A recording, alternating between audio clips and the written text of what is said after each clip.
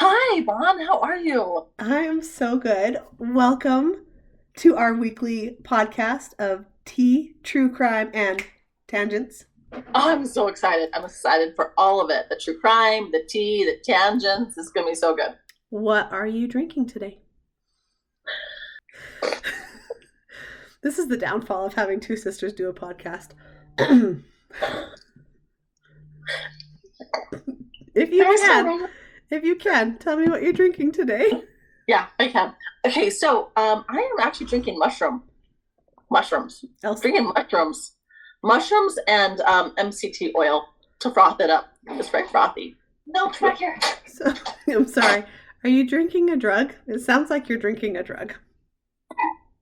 Maybe. Am I hallucinating right now? Maybe just My whole don't life just is don't crazy. admit to it on a public platform because that's Oh, how they shoot. get Yeah, you. people know me. Yeah. Like, somebody I know might listen to this and be like, what is she doing? As your attorney, I feel really obligated to let you know you should not admit to criminal activity on something that's going to be posted for the public. Publicly. Well, here's the thing. It's not shrooms, it's mushrooms. So it's like lion's mane, turkey tail, shiitake, stuff like that. Morels. Did you just Exactly. blend them up? I didn't. I bought them freeze dried and Blended? blended. Blended. Yeah. And I just add a little creamy stuff to it. And other people are like, oh my word, that's so gross. But I kind of dig it. I am so happy for you. I probably fall a little bit more into the I would not personally try that camp, but I love this for you. Well, here's the interesting thing. Like, it kind of reminds me, have you ever eaten like a dandelion green? Yeah, I mean, very bitter. okay. Yeah. So it's a little bit less bitter than that. But I kind of dig the bitter. Maybe it's because we live in a world like everything has sugar in it, right? And so I don't know. In the morning, I'm like, I could go for something bitter. That's fair. I can't make any judgments. My drink is also very bitter. It's a drink called Pero. Have you ever heard of it? Um, I want to say yes, but I can't even the name is I recognize the name, but I have like still totally blank after that. Like I don't even know what it is. Yeah, so Shane introduced me to it because he served his mission in Peru, and this was like a coffee. It's not coffee. It's made out of barley, but it was a drink that they had a lot in Peru. It's their hot drink, and Uh-huh. it's super bitter and has a very strong flavor of bitterness. But sometimes, like you said, sometimes you're just like, oh, that's just too sweet. And the other drinks I was looking at were like hot chocolate or apple cider, and I didn't want something that sweet today. Oh, Anyway, good. so it's a I bitter didn't know. drink. I'm so sorry. Pero is it pronounced? Is that what you were saying? Yeah, Pero.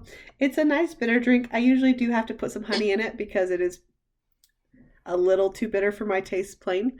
But it is a nice, sometimes you just don't want something sweet.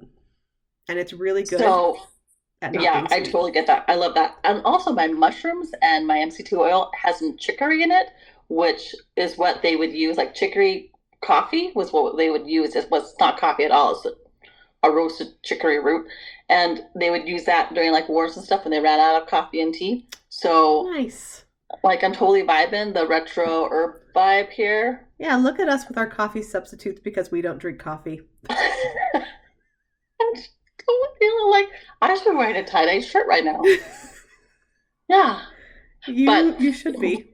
yeah, I have like these little sample bottles of like the syrups from like that you put in the drinks at a fancy barista place.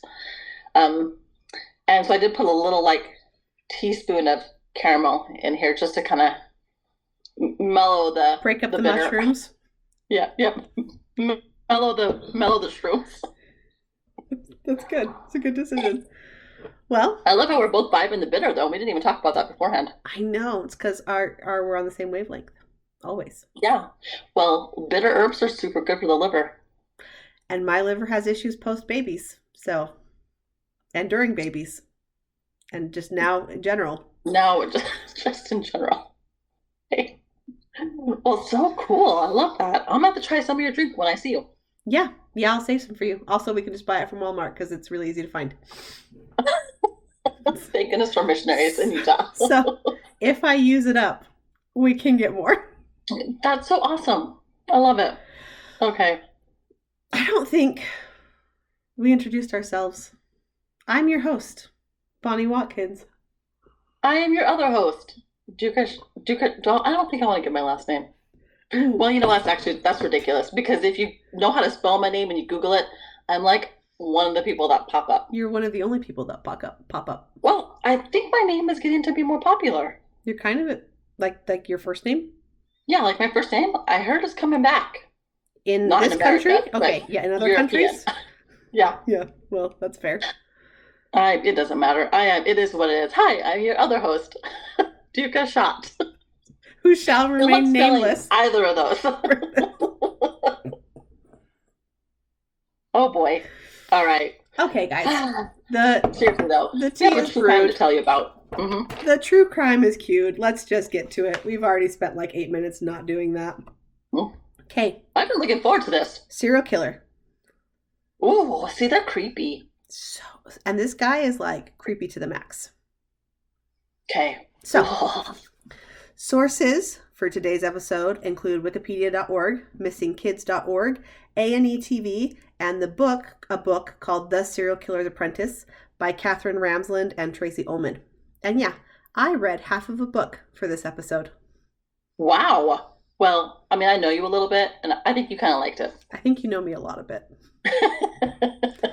Did you kind of like it? Sounds weird to say I read half of a book. I read the whole book, but like I skimmed chunks of it that weren't as relevant and then like read a deeper dive for the parts that I needed. Yeah. So, we're apprenticing for serial killers now, huh? Sometimes serial killers just need a little bit of help. Well, I say no. No, don't. Just no. It's good. I'm happy to know where you stand on that. I too don't think that people should go around helping serial killers. But I'm curious as you listen to this, because sometimes people do it not necessarily voluntarily, right? They don't necessarily help voluntarily, or they get groomed into becoming helpers. So I'm curious what you will end up thinking of the people that ended up helping the serial killer. So Okay. let's get into it. On Wednesday, Multiple? Did you say people? Like I people? said people. Multiple Okay. people. I Okay. know. Okay. Wednesday, August 8th, 1973. So we're a ways back in time. That was before either of us were born. It was. You look real pleased about that. Ooh. Yeah. Okay. Police officers respond to a distress call at 2020 Lamar Street in Pasadena, Texas. So we are in Texas. Police get there and they find a 17-year-old. His name is Elmer Henley. And he had shot a man named Dean Corll 6 times. Dang. Elmer claims the shootings in self-defense. And shortly after the investigation begins, because the police are looking into it, Elmer and an 18-year-old named David Brooks lead the police to 3 different locations in the Houston area: a boat storage shed, the Sam Rayburn Reservoir, and a beach at High Island. And at that moment in time, the entire course of the investigation changed. Well, that's a lot of places to lead the police to. I'm going to say something really dad-like here, and it's going to be, well, his name's Elmer, so what did we really expect? Glue? I expected glue to be involved. Glue, right? Well, yeah, wow. That's a lot of places, fun. It's a lot of places. So, who was Dean Corll and what led to his death in 1973? Dean Arnold Corll was born on December 24th in 1939 in Fort Wayne, Indiana. His parents did not have the best marriage. They ended up divorcing in 1946. They tried to reconcile a few years later, but split again for good. But however, despite the problem and the divorces, like Dean and his brother, they had a good relationship with both of their parents. Great. Okay, cool. But it did make Dean, he was always kind of a shy kid, and it made him just even more inward. Right? Just kind of turned more inward. Yeah. He was really sensitive to criticism, really sensitive to rejection. So he'd never had a serious girlfriend or a relationship in high school. He was just kind of really afraid of being told no, so he didn't bother asking. Oh, man, that's rough. That's rough. So after Dean's mom, which is who he lived with the bulk of the time after his parents divorced, after his mom and his dad divorced for the second time, his mom married a traveling clock salesman, which is not a profession you hear about enough. And they ended up... Yeah. Wow. They ended up starting a small family candy company. And Dean and his brother both worked for the company. So in 1963, Dean's mom and the traveling clock salesman, they're Splitsville. They're done. But she's learned about the candy business, so she opens her own rival candy company, and she makes Dean the vice president. Wow. Way to go, Dean. I know. So then in that same year, 1963, a male teenage employee of their candy company filed a complaint with with Dean's mom, that Dean had made sexual advances towards him. But Dean's mom was like, no, not my son. You're fired. Oh my. Was that legal Yes. then? Okay. Yes, it was. It was the 60s. A lot of things just flew. All right. Mm-hmm. So then in 1964, Dean got drafted into the Army, and he hated it. So he served honorably while he was in there, but he was trying to get out as fast as he could. So he applied for a hardship discharge, saying that he had to go home to run his family's business, and he got it. So he got out after only 10 months of service. Wow. Way to go. So Dude's even smart. though, yeah, he did it honorably. He got an honorable discharge, no ill will or anything. So it was a very formative time, even though it was 10 months, because this is when Dean decided that he was a homosexual, and that's when he had his first sexual encounters with men. So he was like, okay, this is who I am. Okay. So after his discharge, he goes back. He's working for his family candy company, and he develops a reputation around town for giving free candy to local children, and especially to teenage boys. Oh boy. So in 1967, he gets real chummy with a little boy named David Brooks, who was only 12. You said 12? 12. So not chummy in a sweet way, chummy in a predatory grooming way. Gross way. Yeah. You know what? I was behind Dean right until then. I was like, yeah, I was trying not to I don't know why, because you were going to find out that he was a bad person, but I was trying to lure you into a false sense of security. Well done. Well done. Thank you. So Dean would give him candy, let him hang around at the shop, and he would also take him on trips with him to South Texas, which is weird. I'm not really sure what David's parents were doing in this situation, but they were not stopping it. He would also just give him money when he needed money, and basically he groomed him to the point where 2 years later, in 1969, when Dean pushed David to have sex with him, David didn't feel like he could say no. Like he felt like he didn't really have an option. Gross. So while all of this is happening, the candy company shuts down, probably because Dean's just giving away all the candy for free. And Dean goes to work as an electrician at the Houston Lighting and Power Company in Texas. So at this point, nothing is good, but it takes a turn for the worse in 1970. And that is when Dean kills his first known victim. Oh my. We have no idea what switch flipped to go from wanting to have sex with little boys, which is very bad, to wanting to kill them, which is worse. Mm-hmm. Mm-hmm. But yes, something happened. So on September 25th, 1970, Dean picked up an 18-year-old college freshman named Jeffrey Conan, who was hitchhiking through the area. We don't know exactly what happened. It's not a huge stretch of the imagination to picture him Dean just offering him a ride and Jeff saying yes, and then just never being seen alive again. Ooh. And this started a major killing spree. So if you'll remember, Dean was shot to death in 1973.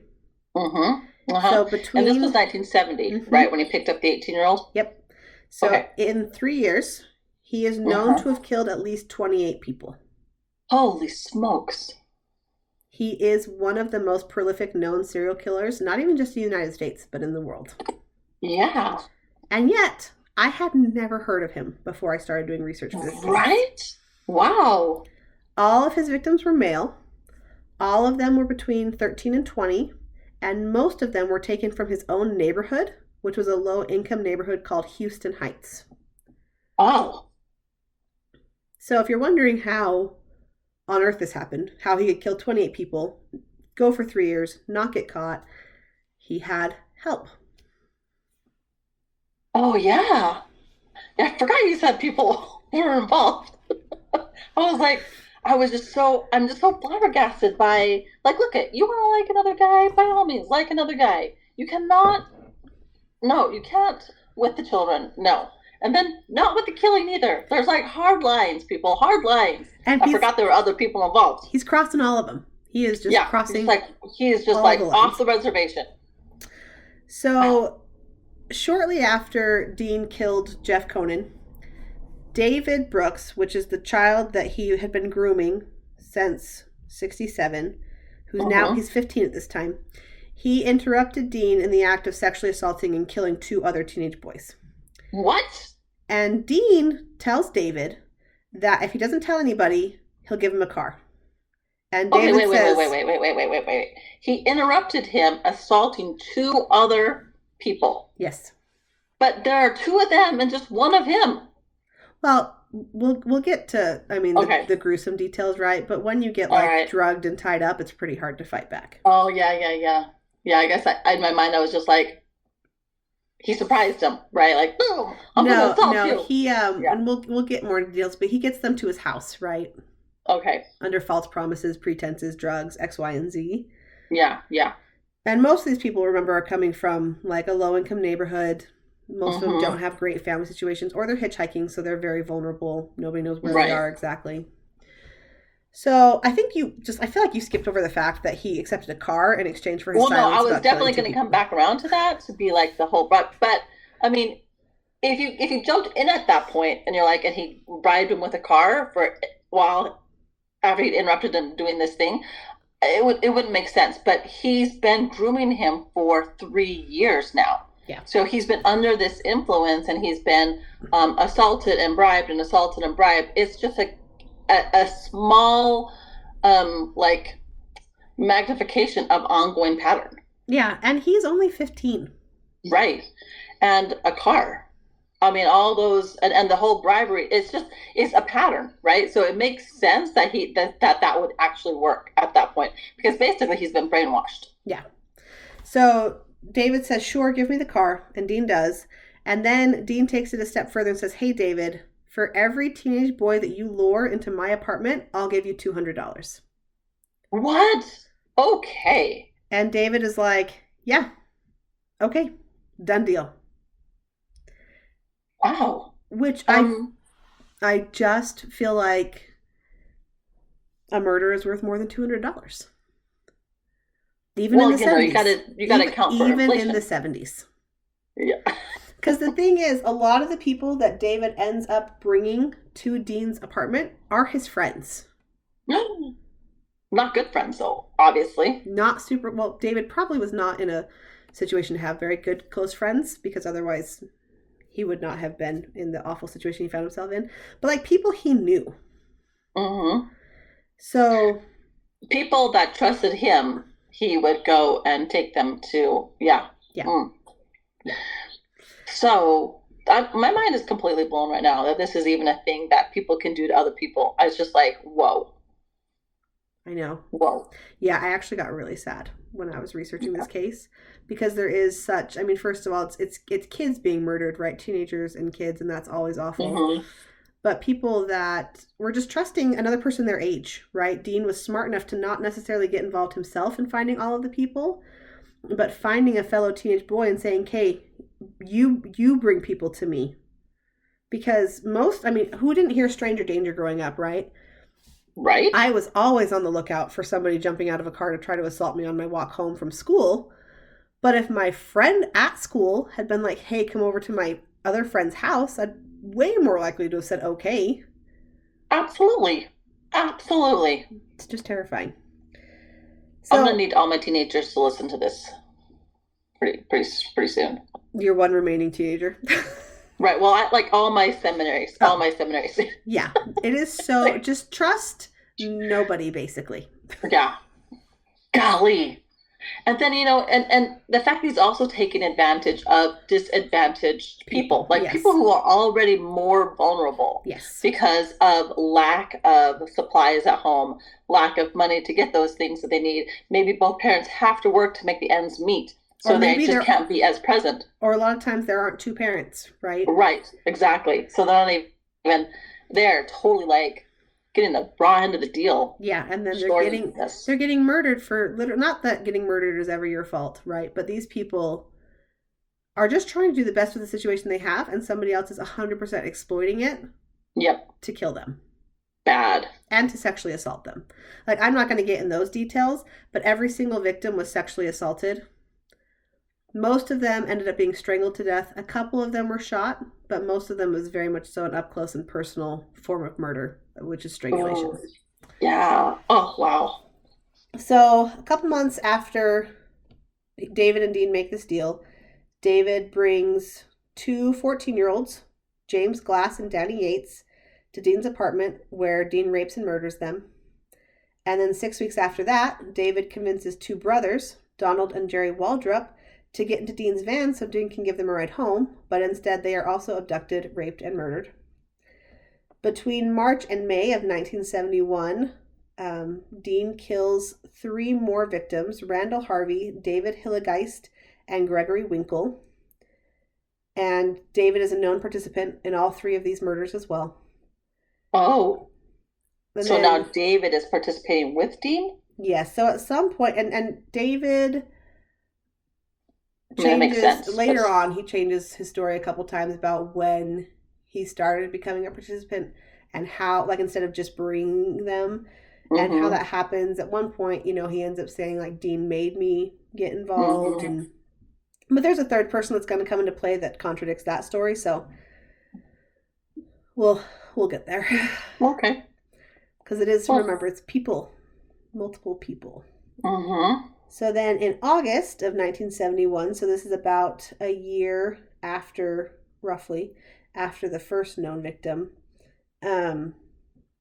David brings another victim, Reuben Haney, to Dean. And then in September of 1971, David finds two more people, but we don't know their names, unfortunately. So Oh, I cannot give you a name to those victims, and we haven't been able in the last 50 years to find out who they that is are. so tragic. Like nobody said they were missing. They didn't have a DNA to match to anything else. No, and It's it's the tragic. 70s, so DNA wasn't as good Yeah. as it is Yeah. now.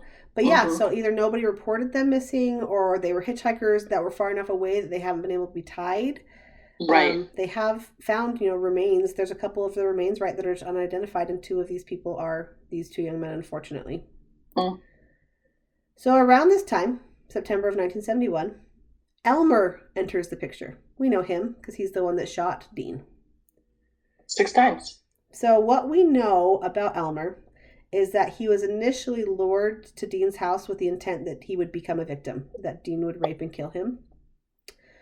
But some words were exchanged, and somehow Elmer was able to convince Dean not to kill him. And Dean said, well, if I'm not going to kill you, then I'm going to give you the same deal I give David, which is $200 per person you bring to my apartment. And Elmer says, okay. Wow. Okay. So I could see like David's lead in, right? And I can definitely see Elmer making the deal to try to get out of being raped and murdered. But does he follow through on that deal or does he just go straight to the police station? He does not go straight to the police station. So what happens? So what Elmer says when he ends up talking to the police years later is, first of all, he says that Dean didn't tell him that he was killing these kids. Dean told him that he was selling them into a white slavery ring operating out of Dallas, Texas. Okay. Still not good, but it's not murder. Right. Yeah. Yeah, I guess. Uh-huh. Still not good. But still a white slavery Still ring. bad. Even if you Yeah. believe that. Believe the person that was about to kill you. That he's not killing these kids. He's selling them into slavery. But Elmer, for whatever reason, did not go to the police. He told the police later that he didn't take Dean, like Dean let him go, and he just was like, forget, not gonna rap, just nope. And he says he didn't take Dean up on his offer for months, and it wasn't until his family was in some pretty dire financial straits that he was like, okay, well, I know how to get $200. So Oh, in late February, early March, Elmer helped Dean pick up a boy on the promise that he could smoke some marijuana at Dean's apartment. Unfortunately, we also don't know this victim's name, but we know that he ended up being murdered. Elmer says that he did not participate at all. He just helped pick him up and he got him to Dean's house. And when he left, the boy was still alive, and Elmer thought he was going to be sold into a slavery ring. A month later, in March, so we're in 1972, March of 1972, David and Elmer and Dean meet a friend of Elmer's named Frank Aguera, and Elmer convinces him to go back with all of them to Dean's apartment. And this is the moment, according to Elmer, that he realized what Dean was actually doing to these boys. So now it's bad. Yeah. So Elmer says that he asked Dean not to kill his friend Frank, but Dean told him that he was going to kill him and that he'd killed everybody that he'd brought to him and that he had done this with every boy. And so despite ostensibly learning this for the first time, Elmer still helped to bury the body, and he subsequently became an active participant in kidnapping and helping to murder the rest of the victims. Holy crap. Like, okay, also get out, right? Like now you know more. Get out. I don't know. I understand logically why David is in the situation he's in and why he's making the choices he's making. Mm-hmm. I do not understand. I mean, and maybe there was something in Dean that recognized a little bit of a fellow kindred spirit in Elmer, and that's why he didn't kill him but made him the deal. Mm-hmm. We don't know anything about how that conversation went down. But maybe, like found like, and he was like, yeah, this is somebody who will be willing to give people up for $200. Wow. So in April of 1972, the three of them... So Elmer helped bury his friend Frank's body. He did. And still wasn't like, oh yeah, okay. Wow. Mm-hmm. Okay, carry on. Thank you. So the three of them kidnapped Mark Scott in April 1972. He's the only victim that we know of from his wounds post-mortem that tried to put up a fight. But he was overpowered when Elmer pointed a gun at him and murdered him just like everybody else had been murdered. Right. Yeah. So over the next few months, there were several additional victims. There was Billy Balch, Johnny DeLome, Stephen Sickman, and Roy Bunton. There was another victim that was taken. His name was William Reidinger, but for reasons unknown, David persuaded Dean to allow William to leave after he had been tortured and abused. What happened to William? Like, did he not go to the police? No. Or if he did, there's like the police did not take him seriously, and there's no record of it. Oh, and that's.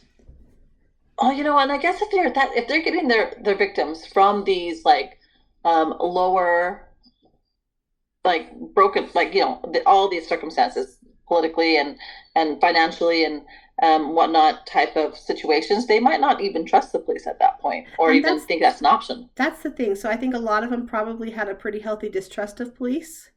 And there is always a chance, too, that maybe he did go to the police and the police didn't take him seriously.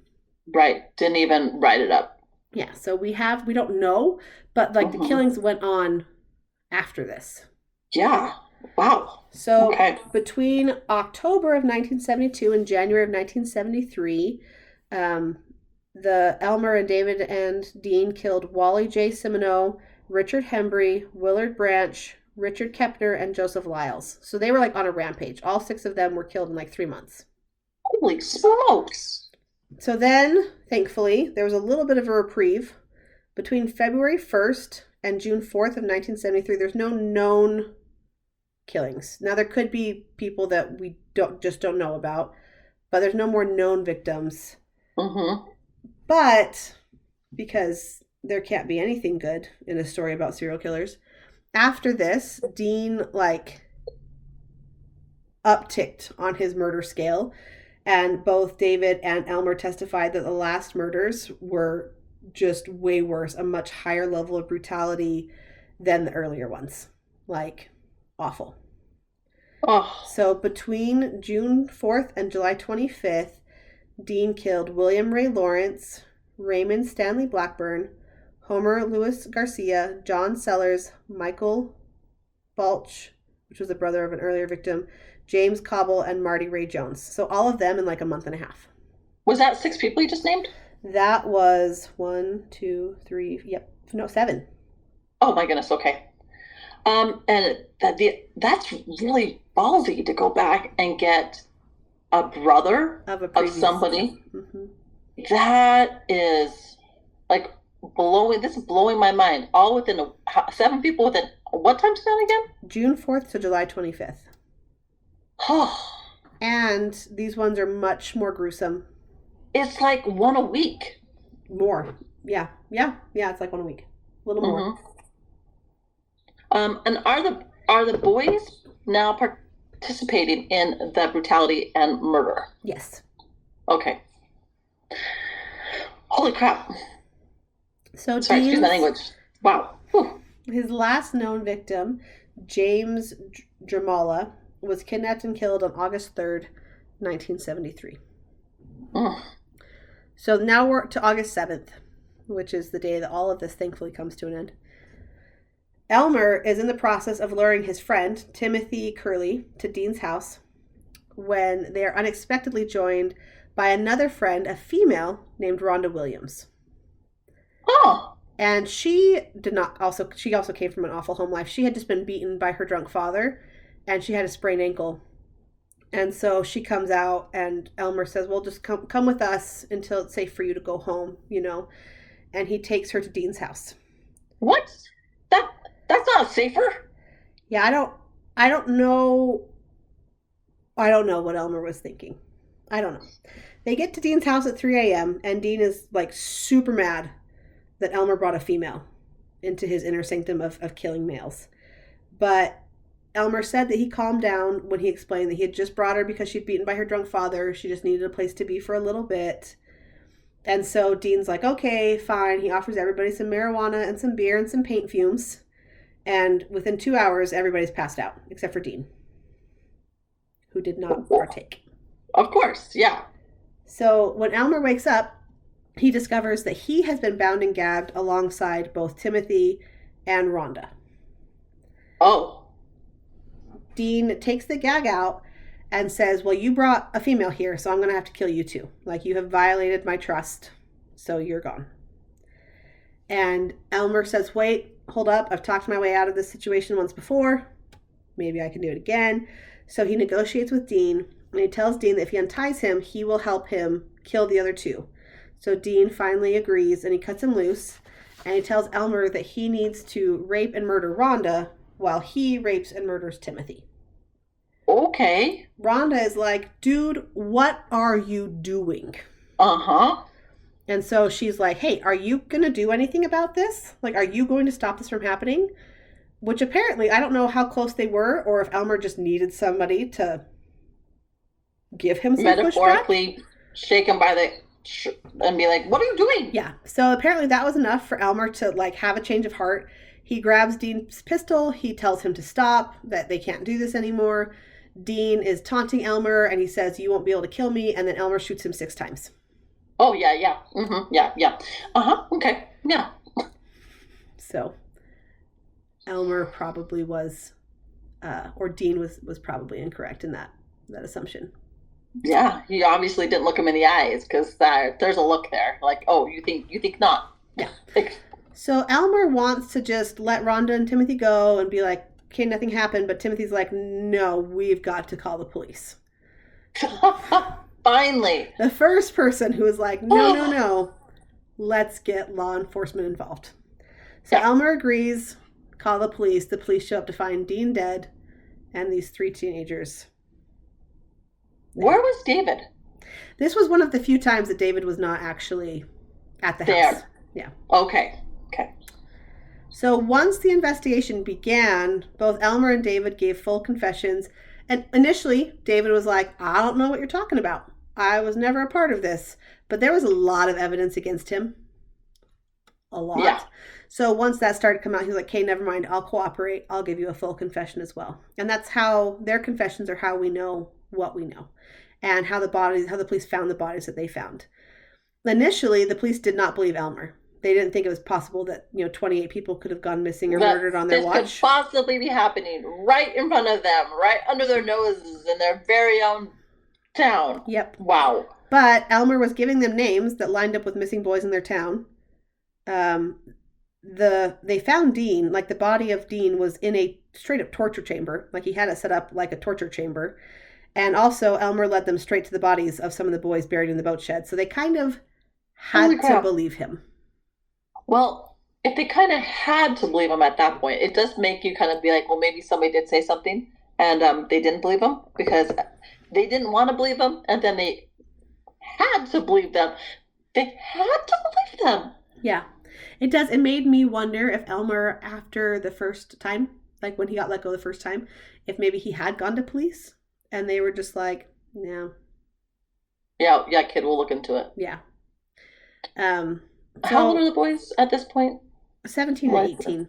Elmer's oh, crap. 17, David's 18. Oh my goodness. Okay. So when all was said and done, there was 27 known victims found. Mm-hmm. It was the worst killing spree in American history at the time. It was surpassed by John Wayne Gacy later on, but at the time, it was the worst known serial killer. Elmer and David were both charged and tried with murder. Uh-huh. Yeah. Interestingly Yeah. enough to me, they both went to trial. Neither of them pled guilty. Even though they had given full confessions to the police, they took their case to trial. I don't know why. I don't know Hmm. why. So Elmer went on trial on July 1st in 1974 and on July 15th, 1974 for different murder charges. Right. After just an hour and a half of deliberation, the jury found Elmer guilty for all 6 counts of the murder he was tried on, and he was sentenced to serve 6 99-year sentences consecutively, so 594 years. Uh-huh. Uh-huh. He Yeah. appealed his sentence, saying that his rights had been infringed because the jury wasn't sequestered and it would have been possible for them to see news coverage of the case. And he actually got a retrial in June of 1979. Wow. And this time They the didn't jury sequester the took. jury? I mean, Well, come on. they usually don't until deliberations begin. Oh, okay. Unless it's O.J. Simpson, right? That was a case where they sequestered the jury the whole time Mm-hmm. because it was being talked about so broadly. Yeah, but this had to be nationwide news, Yeah, right? I would have sequestered. You're like, as a lawyer, Jury. all I'm saying is, But so he did. He did get a retrial. And this time the jury took a whole 2 hours to deliberate whoa, before they found him buckle. guilty. So got an extra half hour Okay. out of those people. He was again sentenced to serve 6 99-year sentences, but this time that the sentencing judge ordered them to serve concurrently. So just Oh, one okay. 99-year span of time instead of 99 years, and then 99 years, then 99 years. Yeah. So as things currently stand, Elmer is serving his life sentence, because that's effectively what a 99-year sentence is, Mm-hmm. in Jefferson County, Texas. He has applied for parole several times since 1980, which is when he was first eligible, and they've all been denied. You think? So his next eligibility for parole is in October of 2025, so this year. Oh my. He can apply for Oh. parole again. Are we going to follow this? We need to follow this. I'm going to. Yes. This is important. So we'll have yeah. an update in October of 2012. I mean, maybe November. Mm-hmm. In the fall of 2025, we'll have an update on if Elmer gets parole, which would be bonkers if he did. Bonkers. I don't know. Like, now I wish that we had like a counselor with us. Be like, okay, so this is what happened as a teenager. Fixable? It's not fixable. Is that even a thing you can I ask? don't know how you could come back from even if you never took part in the killings, which he did. He did. I don't know how you come back from luring people to their deaths and watching them die. Right? Like mentally, I don't know how you come back from that. And those were such formative years. Yeah. So that's Elmer. Mm-hmm. David went to trial in 1975 for whatever reason. I don't know why, because he was involved in way more murders than Elmer. He was only tried for one murder charge. David was only tried for one murder charge? Yeah. I don't know if they took into consideration the fact that he had been groomed. Since 12? Yeah, age of since 12? the age of 12. And his situation was a lot more coercive to get into this than Elmer's was. I don't know. But they only charged him with one murder charge. Interesting. Jury deliberated for about an hour and a half before they found him guilty, and he was also sentenced to life imprisonment. He also appealed his sentence, but his appeal was unsuccessful. And he served his sentence at a prison near Rocher in Texas, but he died on May 28th, 2020, at the age of 65, and his death was attributed to COVID-19 related complications. Oh, I mean, every death pretty much in 2020 was it attributed to was. COVID-19 complications, but he was in the prison, so if they'd gotten So, a spread there, it very easily could have been. yeah. Was So, he a smoker at all? Like, did he? I mean, is that not even a clue. He was a child in the 70s, so the odds are very high. right? Well, they were all smoking weed and everything. Oh, David wasn't there, but he's But probably. he had other times, right? So there Yeah. was so many details, right, that I couldn't get into because we don't have Oh, 15 hours for this episode. But yeah. he also he drank regularly with them. He smoked marijuana regularly with them. He did the Yeah. paint fumes. Like he was using substances along probably to help him sleep at night because Because he could dang, not have been his having a life good had life. been rough. Rough. So that is the story of Dean Oh, Corll, the currently second most prolific serial killer in American history. I think to me it's bonkers. Everybody's heard of John Wayne Gacy. yep. And he has only killed 5 more people than what we know Dean Corll killed. And there's every chance that Dean Corll killed more than that, and we just haven't found bodies or names. Right. You kind of got to feel like he didn't take breaks, and then suddenly he took a break. Yeah, it doesn't. Because they were like, yeah. And David was out of town for part of that time. Mm. So I don't know if he was just like, had gotten so reliant on them bringing him his victims. But also, I feel like if you're in that mindset and you're that type of killer, what research I've done into it, you can't just stop. It's, yeah. That's how you get the feels. Yeah. Like, that's how you feel anything. Yeah. So, oh my goodness. But Elmer, David was gone, but Elmer wasn't. And Elmer was willing to bring in people. Yeah. The only reason that he gave what he said was a full confession. Mm-hmm. And he led them to other bodies and gave them other names and just didn't give them Mm-hmm. any for that window of time. So I don't know Right. if So they you're killed like, people, why he wouldn't have. right. Mm-hmm. But also maybe he just didn't. Maybe he had more of a personal connection to them, or maybe he was more involved in the killing, and so he didn't want them to come. I don't know. I just it seems off to me that there would have been a 6-month break That's when they half were a year. And they were, yeah. killing people like sometimes weekly. Yeah, well, at the end, it was weekly. And up to then, it was like monthly. Yeah. Monthly. It was like, Or like 2 in a 3-month span of time, right? Like right. So it was like, and to go 6 months is it? That's an interesting, like, yeah. When all the pattern shows that they were increasing, they were ramping up, they were killing more people than to just like go cold turkey. I don't buy it. I think there's probably more victims that we just don't know about. Mm-hmm. So he could be the most prolific serial killer. He could be.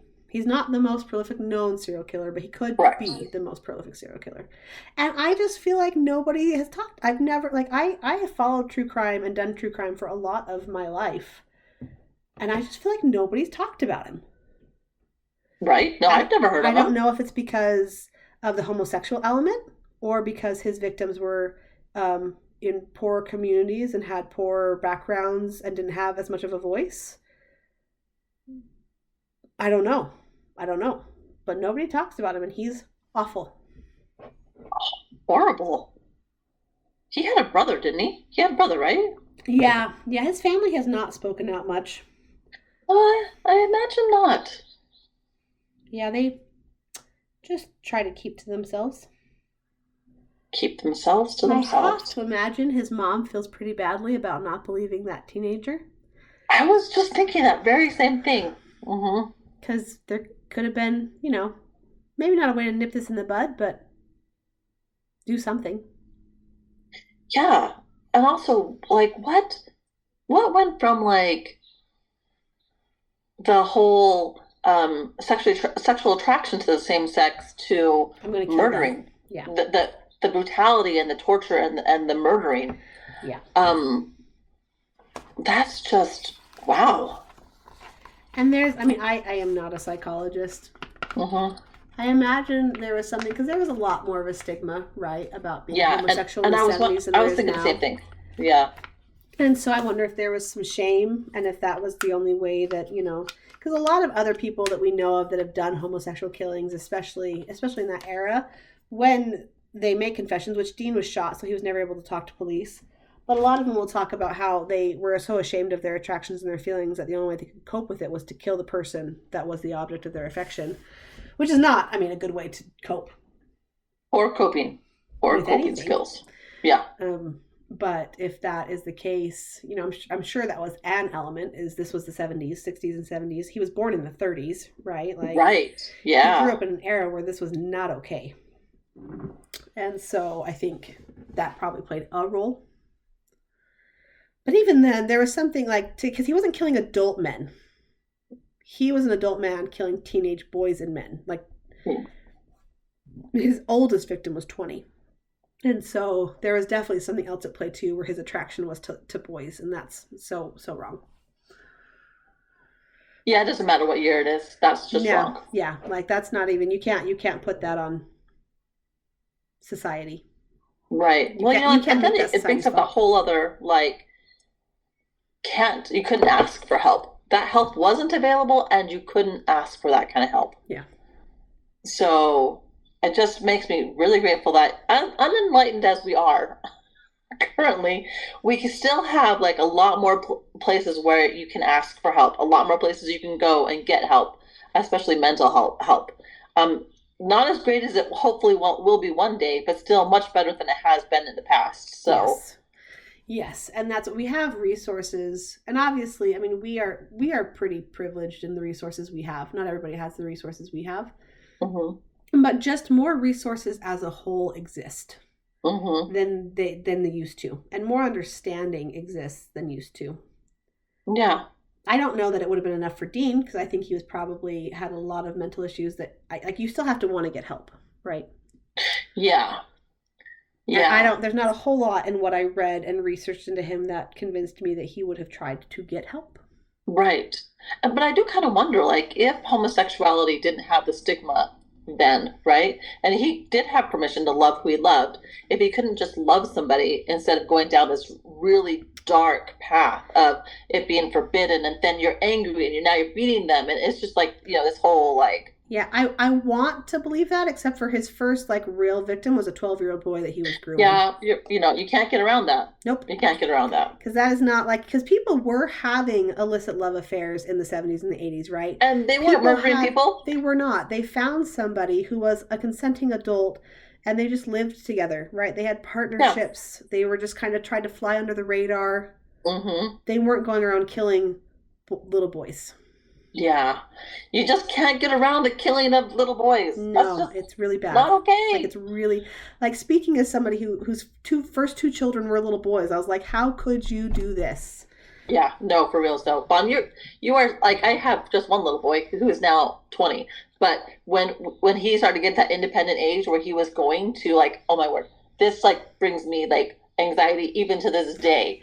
Like, where he wanted to go to the boys' bathroom and we're on a road trip and I'm the only adult, where I couldn't just be like, okay, Lance, he has to go, you have to go with him. Um, until I would just hover. Like, I'm like hovering, my ear is next to the door, like looking for any whimper or anything, any smack, because I was gonna fly in there in a rage if I thought some person was like trying to assault my young son when he went to the bathroom. Well, and this is one of those things. It's so difficult, and Shane and I talk about it because we really want our kids to be independent, and Right. we want No. them to be able to go out and go play at the park and to spend Yeah. time outside and to go and do things and to figure out how to do things on their own. Not right now because they're like 1 and 2, but in the future, like when they're 6 and 7 and 10 and Hmm. 15 and they want to go do things, I want them Yeah. to be able to go do those things. I want them to have the freedom that I had as a child to go to the park and to play on a sunny afternoon. Um, but in the line of work that I'm in, I just am terrified. You're like, oh.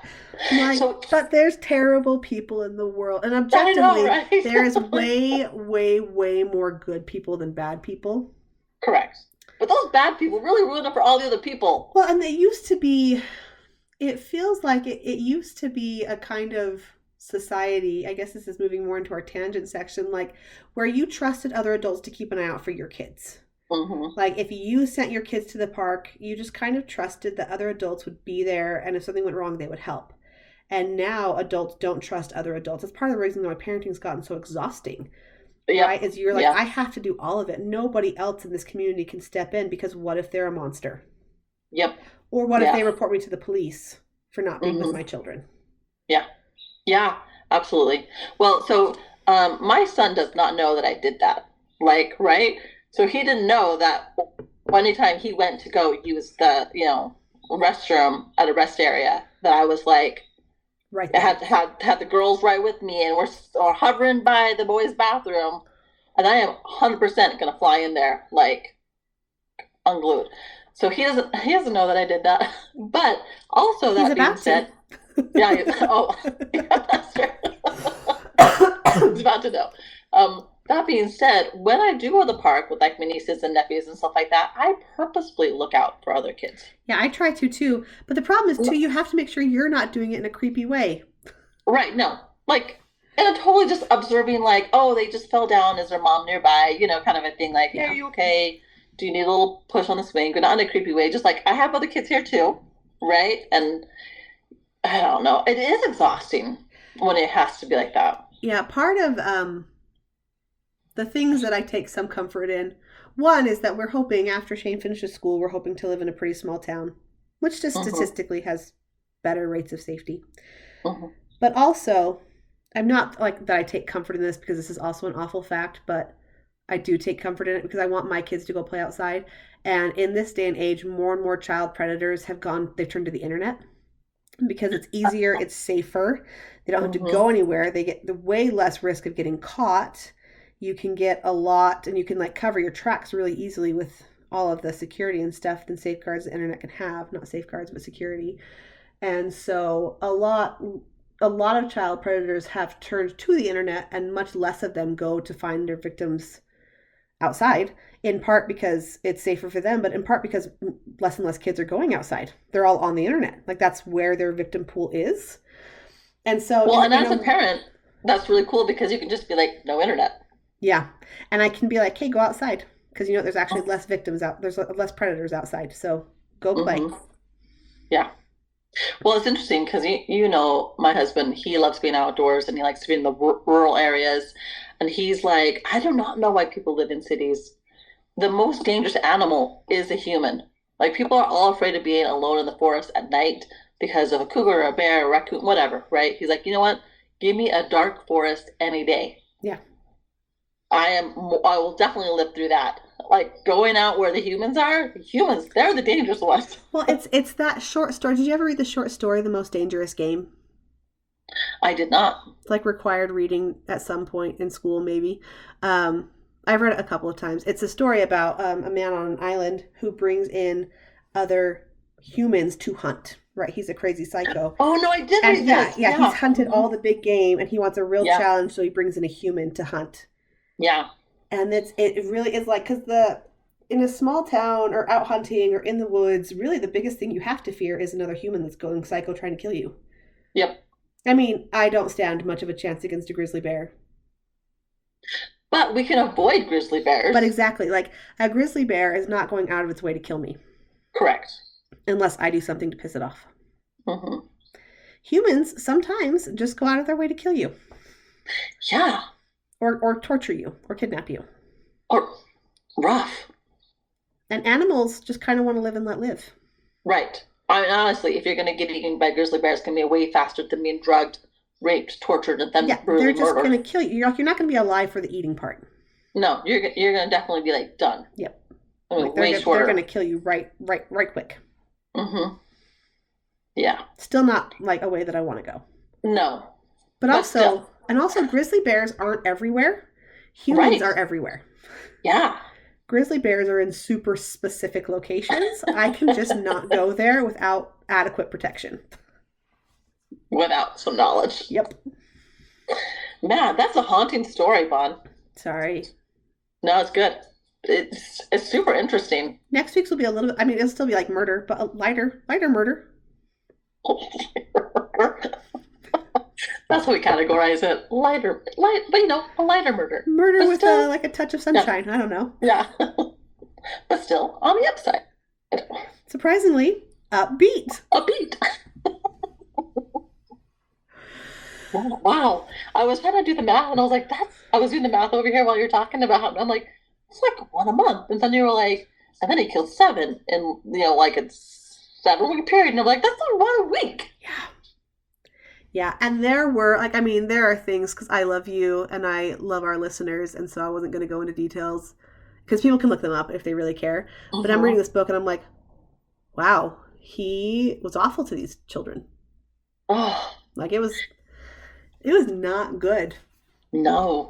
Okay, but so here's the thing. Like, yeah, he definitely is the instigator, but can he be counted as a serial killer if other people are also doing the killing? Yeah, they could just also be counted as serial killers. I mean, he is the one, Yeah. he didn't bring them to his home, the bulk of them, but he is the one that killed. So from what I their confessions and everything else I was reading, they participated more in like the abuse and the torture. Hmm.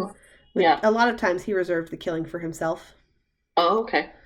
Um and he was the one, like none of it would have happened if not for him, right? Correct. Yeah, he's the instigator. Yeah. All right. Would they would Elmer be considered a serial killer? What's the minimum? Like how many Three. people? Three. Okay. All right. So once you've killed 3 people, you cross over into serial killer land. So yes, Elmer and David were both probably. I mean, David was only charged with 1 murder. Elmer was Right. charged and convicted of 6, so he is also considered a serial killer, just a lower class one, Like not as accomplished. a pawn versus yeah. Yeah, and it's Yeah. it's hard, right? Because so technically, and maybe this is why people talk about Gacy more, is Dean was never convicted of any murders because he was killed, right? So he was never brought up on charges. He was never brought before a jury. He never pled guilty. So like, yes, he has all of these known and unknown victims, but the justice system has never found him guilty of any of that. It's the word of these 2 people. It all aligns, like it makes sense, the evidence goes with it all tracks, but there was never a finding of guilt because there was no Oh body to yeah. try. Right. Right. Yeah. Totally get that. Um, so I guess there is, but still, once you kill 3 people, and I guess what they're saying is they don't have proof that he killed, but they have proof that Dean killed people. They have the word of 2 witnesses, like they have Okay. 2 full confessions. They have the Hmm. fact that his whole apartment was like a little torture chamber, Right. right? You Right. have the circumstantial evidence, of the kid that he said Dean assaulted him, but you could argue that Elmer and David were using him as a scapegoat.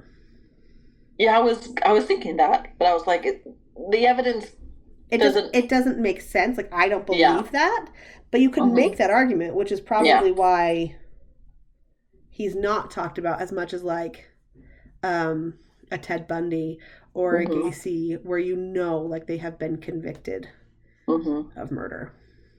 That is super interesting. I think that actually makes him a really good thing to talk about. Did he ever come up when you were in law school? No, this is the Yeah. first I've ever heard of him. Was when I was But researching his story. that is so interesting because of this, like the fact that he wasn't convicted, Yeah, is he a murderer? but yeah, but he But is but still a he murderer. totally is. But is he? Yes, but no, not on paper, And but this definitely on is paper. why people hate lawyers. Like, look, he killed people. He's definitely a murderer. And you know what? It came But back did he around. kill He was anybody? murdered. I'm going to lean towards yes. Yeah, no, I 100% think he did. I'm just playing devil's advocate for fun here. Yeah. I think there's way too much evidence to say that he didn't. Like 100%, I think he did. But you could make like if somebody, I could look at the evidence and I could make a colorable argument that like Yeah, because he was the one that got killed in the end, right? Ultimately. right. Now you do also have Rhonda and Timothy's testimonies of that night, which definitely lean and point towards him being a murderer because their witness statements aligned up with Elmer's, right? Like Elmer brought us here, we were all doing marijuana, and then we woke up and we were bound and gagged, and Dean, Mhm. was going to kill us all. And Deed said, you have to kill him. Yeah. Yeah. So we do have like other outside people that weren't in the thick of it that are saying the same thing Elmer is saying, which I think very, very heavily points to yes, Dean is a murderer. Yeah. Yeah. And that's where I think that I mean he's yeah. Wow, okay. You know what? Wow. Bad guy. Bad guy. And it took Karma 3 years to get back around to killing him off. Good grief. Well, and imagine there's so many serial killers that operate for so much longer than 3 years because they've got more self control and don't kill Mm-hmm. a person a day. But imagine how much worse it could have been if Rhonda hadn't stumbled out because her father had, beaten her, and they'd kept going for 3 more years. Right? But I know when people are disappearing, I don't know. Could it have gone that long? Oh, he was taking a lot of people from his neighborhood, but he was also taking hitchhikers. Yeah. And the people we don't even know. I mean, the bodies they found that they are unknown. And socially, like he was shy and reserved, but everybody was very surprised when this came out. Nobody that knew him thought, yep, you're totally a serial killer, except for, Elmer and David. Yeah. So we don't know people at all. It's hard to. Yeah. It's hard to know Hmm. people. No, that did make me appreciate the fact that when my kids were younger, we just had specific play groups and play dates with people that we felt good about and comfortable with. So we did create that kind of community, going back to our little tangent of people who will look after each other, but I don't know. Then you hear the stories where it's like, and they were a trusted friend. Well, most of the time, if it helps, it's family that you have to watch out for. As far as that goes, Yeah. trusted friends actually are pretty good at being trusted friends. Family, who people don't think to vet as much as they vet like a friend in their heads, Mm-hmm. family oftentimes will turn out to be a predator. But friends often are good. Well, that's terrible. Yeah. Um, I was going to say, like, our family, I think any of my siblings, I would feel fine leaving my children with in that regard. But, like, extended family, I would have to, like, think, like, because that's Oh a lot no. of times it's aunts and uncles, right? It's not often siblings. It can be, but a lot of times it's aunts, uncles, cousins, that sort of thing. Like people who married in type of a thing Or people that are just part of the family that you don't know as as well, well. Mm-hmm. or you trust because they're family, like they've got that family label, but you don't maybe Really know them. yeah, or you don't think about it as hard as you would think about it with like a friend. Yeah. Yeah. I guess I said all of our siblings. I would not leave any of my children with Ryan. Love you, Ryan. If Well, you're ever look, listening to I this, wasn't gonna say names, but I was gonna say there are some siblings I wouldn't. I Right, there's a sibling I wouldn't leave my children I with. feel like if Ryan ever listened to this, he would wholeheartedly agree, and he'd be like, "Don't leave your kids with me. Yeah. Look, first of all, I don't want them. I And second of don't. all, I'm not responsible. I don't want them. I got my own crap to deal with." I'm not responsible. Like, true, right? Yeah. No, for real. He's So I got was some like, well, solid not self all of them, no. awareness. But I didn't want to like have him call me off and be like, who was it? Who was it that you were gonna leave your kids Name with? names. Uh-huh.